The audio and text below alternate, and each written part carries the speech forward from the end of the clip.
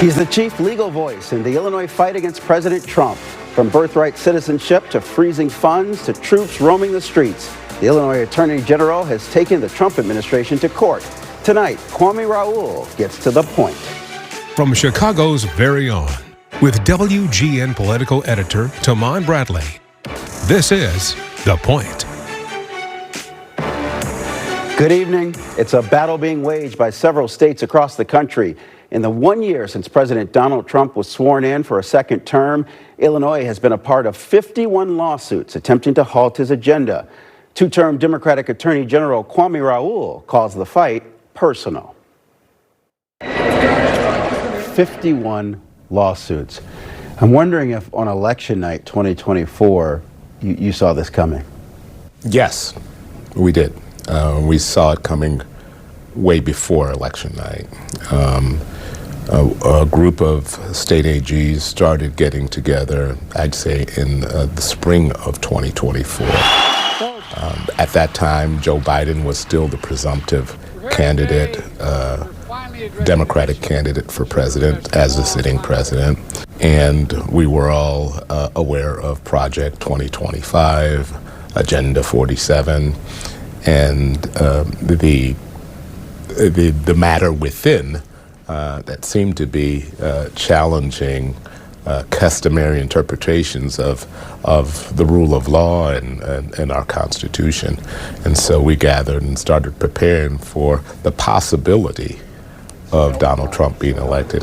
Congratulations, Mr. President. Some of these things, such as limiting birthright citizenship and freezing funds and militarization and all of these things,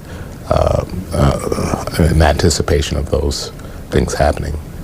Raoul has been focused on environmental protection rollbacks, funding cuts, and military deployments, but also President Trump's push to end birthright citizenship. One, it's personal. I was born to Haitian immigrants. My mother was not yet naturalized at the time of my birth. So we're talking about me. The language in the 14th Amendment is so plain. You don't need to be a constitutional scholar. And to the extent that the president and his administration is going to try to violate language that is so plain, you know, even the Reagan-appointed judge that first responded to our lawsuit said he couldn't understand how any lawyer can enter the courtroom and make an argument on behalf of it. So it sent a signal as one of the first actions that we took that's how audacious this administration would be. Last month, the U.S. Supreme Court declined to lift a lower court's injunction blocking the Trump administration from deploying the National Guard to Chicago. Illinois argued state residents should not live under fear of the military. You say there's a federal occupation of Illinois and Chicago. Why do you use the word occupation? It's an occupation of our streets. It takes up our resources. They've descended upon our courthouses, our schools, our stores, private residents. All of those things would fit into that definition. How difficult do sanctuary state and city laws make your job? Would it lower the temperature if, in fact, local authorities cooperated with the feds in this mission? So President Trump said that his focus on this, at least at the outset, and he's continuously said, is a focus on crime. That he has these surges to focus on crime. In fact, we have ongoing partnership at the local level with our federal law enforcement partners.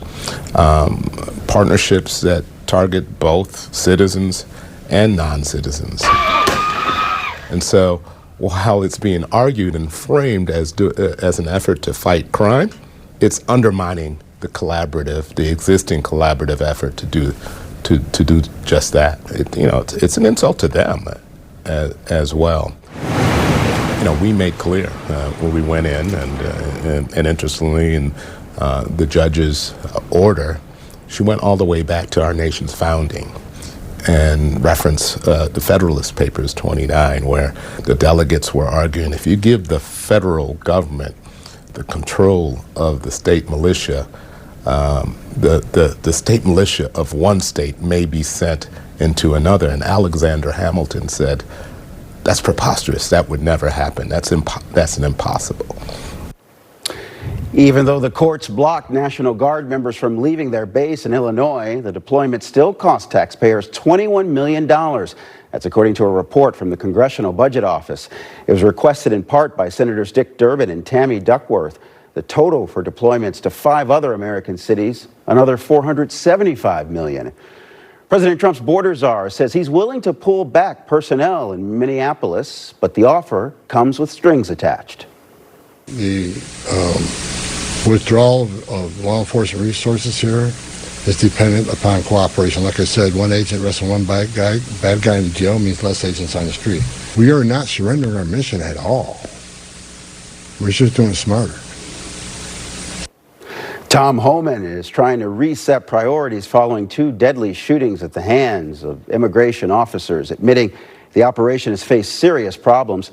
Homan says he's staying put until, quote, the problem is resolved. Joining us now is the head of the Chicago Republican Party. Chuck Hernandez was first elected to lead the local chapter in 2024. He's the first Hispanic Chicagoan to hold the position. Before that, he served the Chicago Police Department for 28 years as detective. Chuck, welcome to The Point. Yeah, appreciate you having me. We're talking about the federal immigration crackdown. As a police officer, what do you make of what's playing out in Minneapolis?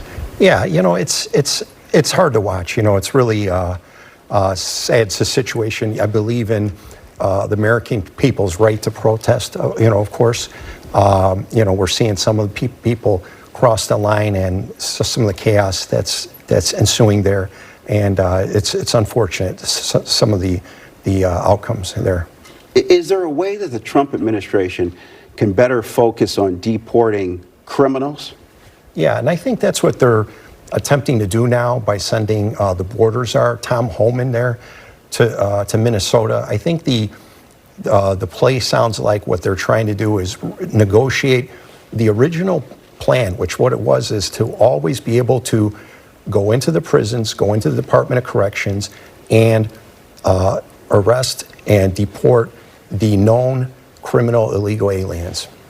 So are you saying that, in fact, when they're looking for people and they're out in the community, that makes it harder for them to be able to detain those suspects and then ultimately deport them, that in fact, if there were greater local cooperation, that this would be made easier? Yes, absolutely, because if you look at what's happening in Indiana, Louisiana, Florida, these places are cooperating with ICE, with the federal agents, and we're not seeing that type of chaos across the U.S.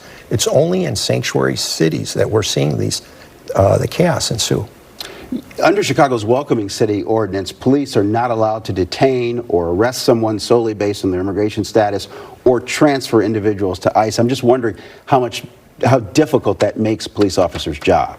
Yeah, it makes it difficult because the uniformed officer is the first individual out there in the neighborhoods. They know who's there legally, who is not there, who are the troubled people in their community that are driving the violence in their community. They want to be able to do things. They want to be able to help these communities obtain safety, but their hands are tied right now. State leaders say that they do cooperate with the feds. For example, if they know that there's someone who may have ties to a migrant who may have ties to gangs, that in fact they do help federal agents apprehend that person.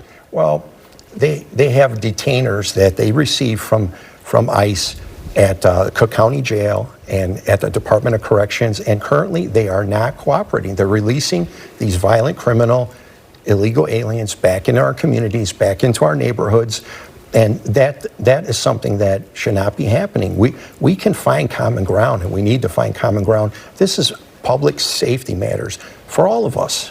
I've got about 15 seconds. Is there one thing that can be done to lower the temperature? Yeah, I think our elected officials need to tone it down, and they need to understand that the Trump administration won, and they won on a platform of mass deportation. All right, Chuck Hernandez, Chicago GOP, thank you so much. Thank you. We're back in 60 seconds.